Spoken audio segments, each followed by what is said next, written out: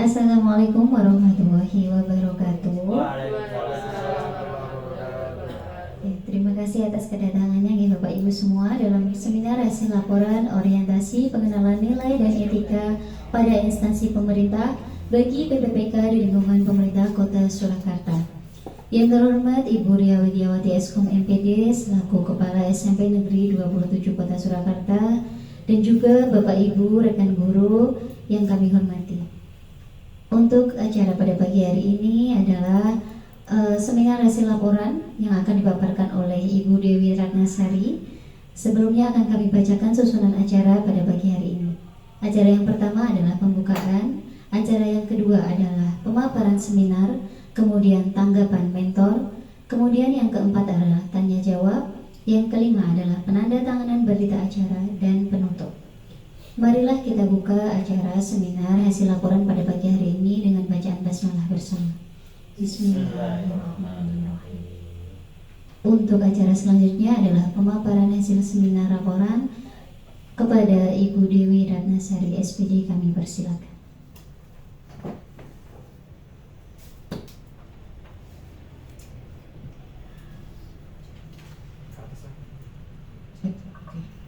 Baik, Assalamualaikum warahmatullahi wabarakatuh. Waalaikumsalam. Yang terhormat Ibu Ria Widiawati Eskom MPD selaku mentor orientasi P3K atau MOC tahap 1 angkatan 1 tahun 2025. Kemudian Bapak Ibu guru yang telah berkenan hadir di acara seminar saya. Baik, alhamdulillahirrahmanirrahim, pada pagi hari ini saya dapat melaksanakan seminar orientasi pengenalan nilai dan etika pada instansi pemerintah bagi PPPK di lingkungan pemerintah Kota Surakarta. Next. Oke, sebelum saya memulai paparan, saya ingin memperkenalkan singkat identitas diri saya. Nama saya adalah Dewi Ratnasari SPD dengan NI PPPK 1920513 2024 dengan jabatan ahli pertama guru TIK dengan unit kerja SMP Negeri 27 Kota Surakarta yang dimentori oleh Ibu Ria Widiawati Eskom MPD. Pada orientasi ini saya mengambil judul gamifikasi pada pembelajaran informatika melalui media Zepquiz untuk meningkatkan minat belajar siswa di SMP Negeri 27 Kota Surakarta. Okay, next. Sebelum saya memaparkan apa itu gamifikasi, Zepquiz dan sebagainya, kita ke bab pertama dulu, mengenai latar belakang pentingnya kegiatan pengenalan nilai dan etika atau orientasi ini. Yang pertama adalah bahwa melalui kegiatan orientasi pengenalan nilai dan etika ini diharapkan PPPK dapat berkontribusi secara aktif dan optimal dalam membangun birokrasi yang semakin profesional dalam melayani masyarakat dengan sepenuh hati. Kemudian latar belakang kegiatan ini yang kedua adalah menjadi kunci dalam menciptakan suasana yang kondusif. Kemudian seiring dengan terwujudnya visi dan misi Kota Surakarta yang berkarakter dan berbudaya. Kegiatan orientasi ini berlangsung dari tanggal 15 Mei hingga 25 Juni tahun 2025 yang bertempat di SMP Negeri 27 Kota Surakarta di Jalan Transito nomor 32 Pajang Laweyan Surakarta. Sedangkan tujuan kegiatan ini yang pertama adalah menanamkan nilai dasar atau yang kita kenal biasanya menanamkan nilai dasar berakhlak, itu termasuk kejujuran, disiplin, tanggung jawab dan sebagainya. Kemudian peningkatan etika kerja. Melalui etika kerja ini diharapkan PPPK dapat berperilaku etis serta memahami konsekuensi dari semua tindakan yang kurang etis. Kemudian tujuan yang ketiga adalah menciptakan lingkungan kerja yang positif. Dari lingkungan kerja yang positif ini diharapkan mampu meningkatkan kinerja individu maupun tim. Kemudian tujuan yang keempat adalah meningkatkan kualitas pelayanan publik. Itu sangat relevan karena kita sebagai ASN itu adalah sebagai pelayan publik, sehingga kita mampu memberikan pelayanan yang lebih baik, transparan, akuntabel kepada masyarakat. Yang kelima, mempersiapkan PPPK sebagai role model. Dengan adanya pengenalan nilai dan etika ini, diharapkan PPPK bisa memiliki pengetahuan sehingga mampu menjadi teladan dalam etika dan nilai-nilai yang baik di lingkungan kerja. Next. Langsung ke bab 2. Setelah kita mengenal tujuan kegiatan ini, kita akan masuk ke nilai dan etika Pemkot Surakarta. Yang pertama, visi Kota Surakarta adalah mewujudkan Surakarta sebagai kota budaya modern, tangguh, gesit, kreatif, dan sejahtera. Dari visi ini diturunkan menjadi 7 misi Kota Surakarta. Yang pertama terkait dengan kualitas kesehatan, kemudian pertumbuhan ekonomi, ketiga tata ruang dan infrastruktur, kemudian meningkatkan kualitas dan daya saing pemuda di bidang pendidikan, ekonomi, seni budaya, olahraga, kemudian pelayanan publik, kemudian yang keenam kemakmuran dan kesejahteraan, serta yang ketujuh adalah mewujudkan daerah yang kondusif dan rukun antar umat beragama. Setelah kita tahu visi misi Pemkot Surakarta, kita akan turunkan ke visi dan misi Dinas Pendidikan yang menaungi OPD, yakni yang pertama visinya yakni mewujudkan layanan pendidikan yang bermutu dan paripurna. Kemudian misinya meningkatkan kualitas SDM di bidang pendidikan, kemudian mengembangkan kurikulum, dan yang ketiga adalah mendorong partisipasi masyarakat dalam pengembangan pendidikan. Setelah mengetahui visi misi Pemkot kemudian Dinas Pendidikan, kita beralih ke visi dan misi OPD atau dalam hal ini saya di SMP Negeri 27 Kota Surakarta. Visinya yakni berkarakter pelajar Pancasila, berprestasi, dan berwawasan lingkungan. Kemudian misinya ada 5 misi, yakni yang pertama menciptakan suasana belajar yang religius dan toleran, kemudian budaya berakhlak mulia, kreatif, menarik, menyenangkan, dan berwarna, kemudian pembelajaran yang berbasis TIK, serta penguatan karakter dan peduli lingkungan. Nah, pada kesempatan ini saya mengambil beberapa misi, yakni yang pertama terkait dengan pembelajaran yang kreatif, menarik, menyenangkan, bermakna, serta kita gabungkan dengan penilaian berbasis TIK. Next. Masuk ke bab 4, yakni rencana dan hasil kerja P3K. Dari beberapa kegiatan telah dilakukan, terdapat beberapa identifikasi isu yang ditemukan. Yang pertama adalah rendahnya motivasi belajar siswa, dan kemudian rendahnya minat belajar siswa. Untuk mengetahui isu, saya membuat angket, kemudian saya bagikan ke siswa melalui link Google Form. Jadi mereka langsung ngisi link Google Form, bisa saat itu saya pandu di lab komputer, tapi juga bisa mereka isi di rumah pakai HP. Kemudian dari situ saya kelompokkan hingga terdapat isu yang paling banyak, yakni terkait dengan minat belajar. Karena motivasi terkadang indikatornya lebih susah dibanding minat. Kalau minat kan bisa mencolok ya, misalkan ketertarikan, kesadaran, ingin belajar, terus merasa enjoy, senang, itu cocok ke minat belajar. Jadi saya mengambilnya isu yang saya angkat tentang minat belajar siswa. Next. Nah, ini langkah yang pertama, tadi identifikasi isu telah saya lakukan, kemudian saya sebar angket melalui link tersebut. Kemudian setelah saya sebar angket, kemudian saya kelompokkan hasil angketnya. Biasanya kalau lewat link Google Form kan langsung kelihatan gitu presentasenya berapa, langsung kelihatan dari grafiknya. Dari situ bisa direncanakan aktualisasi. Saya berdiskusi dengan mentor, saat itu dengan Bu Ria, kemudian merancang soal-soal apa yang akan saya includekan ke Zebkus. Jadi setelah kita tahu minat belajar siswa, jadi banyak kan siswa-siswa kita itu yang sampai direwangi begadang di rumah untuk main game. Nah, ternyata game jadi salah satu daya tarik mereka. Jadi rela untuk tidak tidur demi main game. Nah, game ini kemudian saya kembangkan yang bisa dijadikan satu dengan pembelajaran. Saat ini saya gunakan untuk asesmennya. Nah, sehingga memilih media game yang saat ini ada, salah satunya melalui Zebquiz. Nah, kemudian Zebquiz ini saya buat menggunakan soal-soal yang sesuai dengan indikator pembelajaran saat itu. Lalu saya aktualisasikan, saya terapkan di kelas saat itu untuk proses penilaian siswa, untuk asesmen. Lalu setelah mereka melakukan Zebquiz itu, lalu mereka minta untuk mengisi lagi angket minat belajar siswa seperti itu. Nah, ini contoh tampilannya angket minat belajar siswa yang saya masukkan lewat link Google Form. Ini saat proses mereka menggunakan Zep Quiz. Jadi ada gamenya, kalau zamannya kita dulu itu kayak game Mario Bros sampai mirip pokoknya game petualangan. Nah di situ kita bisa pilih banyak tema. Jadi ini sama depannya kan beda. Jadi ini beda level gitu. Jadi kita bisa pilih banyak maps atau temanya sesuai mau milih yang gimana. Ada yang dia harus bebas, bisa kemana aja belok-belok. Ada juga yang harus urut. Jadi bisanya cuma ngikutin jalannya itu aja. Ini kalau gambaran secara keseluruhan, ini kebetulan masih di level 1 yang sama, ini juga level berikutnya.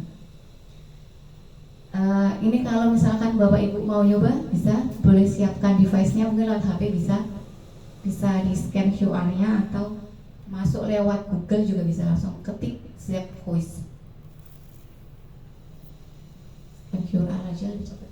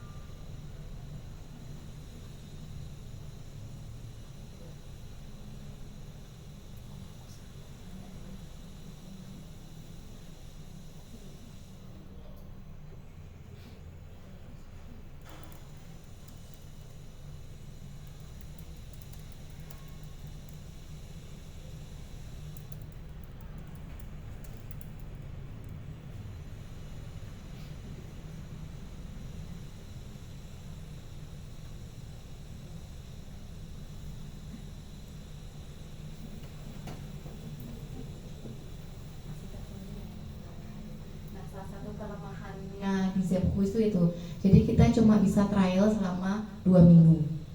Jadi setelah itu otomatis kekunci, walaupun saya misalkan pilih maps yang nggak pro. Jadi mapsnya kita pilih yang biasa nggak pro, tapi ternyata setelah 2 minggu pun walaupun kita nggak pakai yang pro tetap nggak bisa dipakai. Nah, itu kelemahannya berbayar.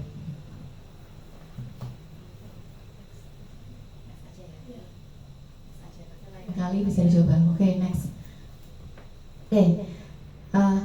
Sesuai dengan yang telah saya lakukan, ternyata informatika di era digital ini menjadi salah satu mapel yang sangat diperlukan. Nah, berkaitan dengan hal tersebut, minat belajar juga menjadi salah satu faktor pendorong yang penting dalam keberhasilan belajar siswa. Nah, melalui media gamifikasi dengan Zep Quiz ini ternyata mampu meningkatkan minat belajar siswa di SMP Negeri 27 Surakarta. Next.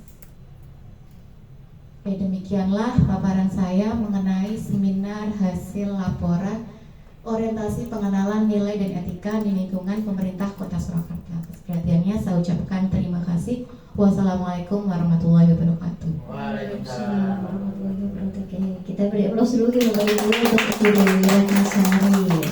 Ya, ini tadi seminar hasil laporannya adalah gamifikasi dengan Zep Quiz. Ini saya juga penasaran ini sebenarnya tadi malah nggak bisa dibuka ini, nanti kita coba lain kali. Untuk acara selanjutnya adalah tanggapan dari mentor kepada Ibu Ria Widiawati Eskom NPD. Kami persilakan. kasih waktu yang diberikan. Bismillahirrahmanirrahim. Assalamualaikum warahmatullahi wabarakatuh. Waalaikumsalam. Yang kami hormati Ibu Dewi Ratnasari SPD, pada pagi hari ini menjadi peserta seminar hasil laporan orientasi PPPK di tahun 2025 ini. Dan juga Bapak Ibu guru yang hadir pada pagi hari ini. Semoga kita semuanya dalam keadaan sehat walafiat tanpa halangan suatu apapun, amin. Dan semoga dimudahkan dalam aktivitas kita nantinya.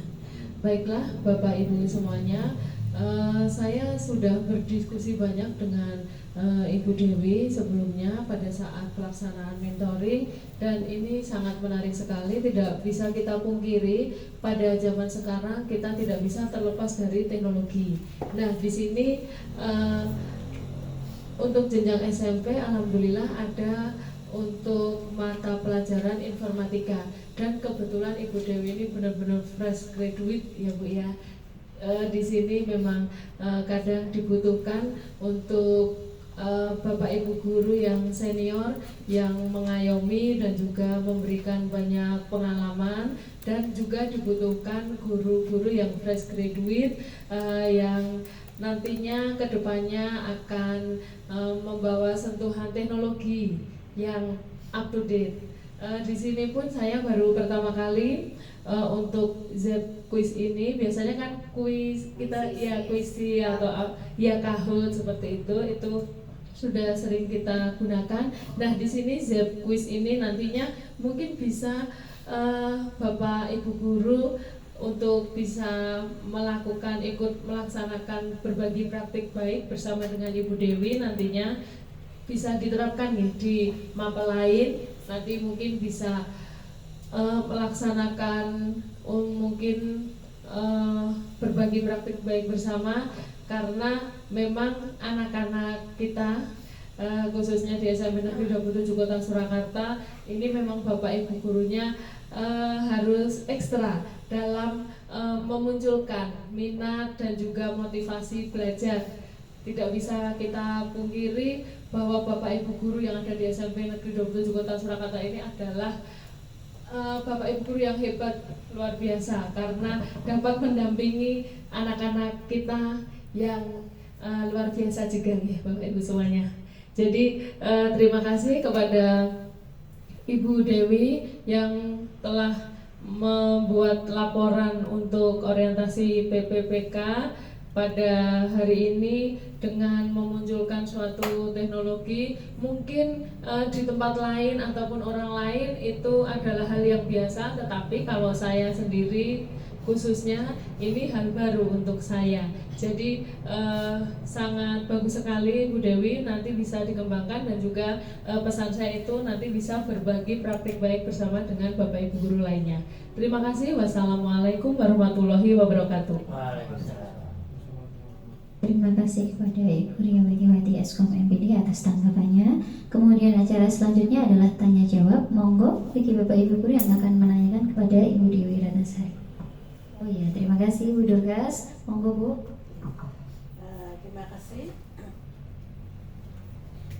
Terima kasih untuk waktu yang diberikan.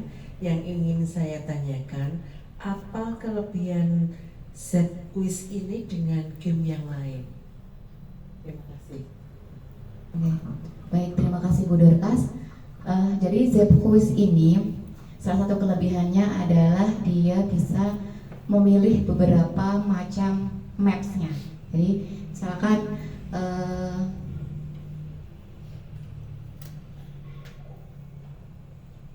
jadi kita misalkan mau buat quiz baru di beberapa sebenarnya saya beberapa kali sudah buat Bu, tapi ya itu kelemahannya. Kalau sudah 2 minggu dia jadi nggak pro, kemudian nggak bisa dipakai padahal kita udah pakai maps yang tidak pro gitu loh. Nah biasanya saya tanggulangi lagi biar tidak bayar, itu membuat lagi dengan email baru. Nah biasanya kalau kelebihannya ketika kita mau membuat kuis, ada beberapa pilihan peta yang banyak sekali. Nah itu salah satu kelebihannya. Ada yang ronde, jadi naik step, kemudian ada yang dia berurutan, jadi harus urut ke sini, kanan, kirinya harus urut. Nah, ada juga yang dia bebas, jadi belok kemanapun dia bisa, itu bebas.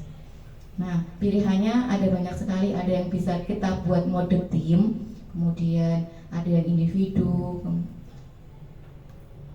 Nah, itu kelebihan yang pertama itu, dia modenya banyak. Terus kelebihan yang kedua, dia bisa disesuaikan dengan tingkat kesukaran. Jadi pas kita memilih levelnya itu, terutama yang masih pro, kita langsung bisa generate soal pakai AI. Kemudian kita langsung pilihin outputnya nanti mau bahasa apa, misalkan Indonesia, Inggris atau dan sebagainya. Kemudian kita bisa pilih sekalian tingkat kesulitannya apa. Itu kelebihan yang kedua. Kemudian yang ketiga, langsung setelah anak selesai mengerjakan itu langsung ada real time hasilnya. Jadi kita langsung lihat peringkat siswa, kemudian dia nggak bisa nomor berapa, yang bisa nomor berapa, nilainya berapa, seperti itu. Terus juga kita bisa juga pakai lanjut ke level soal berikutnya. Jadi bisa kita masukkan, mau masuk ke permainan berikutnya apa enggak tuh. Nah, terus dari situ juga kita langsung bisa mengevaluasi anak bisanya bab apa, yang nggak bisa apa, skornya berapa, seperti itu.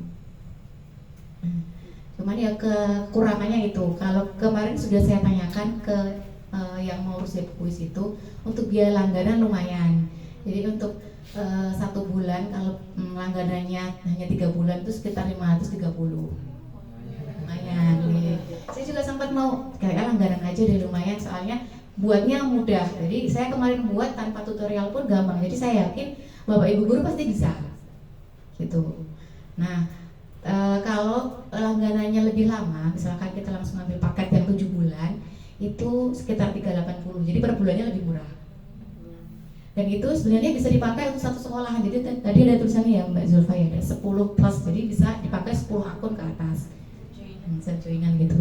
Nah, terus kelebihannya lainnya ya, karena bisa mode tim, jadi kan mereka biasanya lebih senang ya Bu, tertarik, lebih antusias di kelas. Seperti itu. Ada pertanyaan lain, monggo Bapak Ibu. Monggo Bapak Ibu yang akan menanyakan lagi. Ada apa tidak?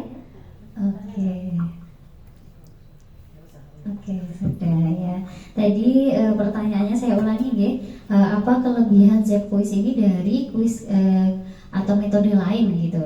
Tadi yang pertama adalah bisa memilih maps yang berbeda-beda antara satu siswa dengan siswa yang lain. Kemudian bisa disesuaikan dengan tingkat kesukarannya, kemudian langsung bisa terlihat hasilnya, kemudian bisa langsung dievaluasi, begitu ya Bu Dewi. Ya.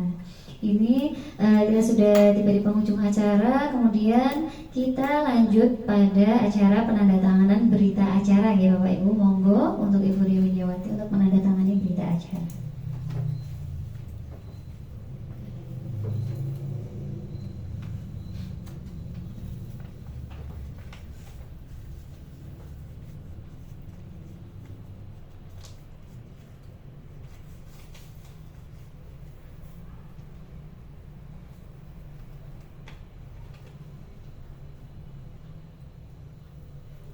Terima kasih untuk Ibu Ria Widiawati Askoman Gede, dan terima kasih juga kepada Bapak Ibu guru, rekan kerja.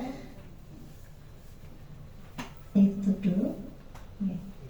Ya, terima kasih sudah datang pada acara seminar hasil laporan orientasi pengenalan nilai dan etika pada instansi pemerintah bagi PPPK di lingkungan pemerintah Kota Surakarta. Untuk itu, karena acara sudah selesai, saya undur diri sebagai pembawa acara. Saya akhiri. Wassalamualaikum warahmatullahi wabarakatuh.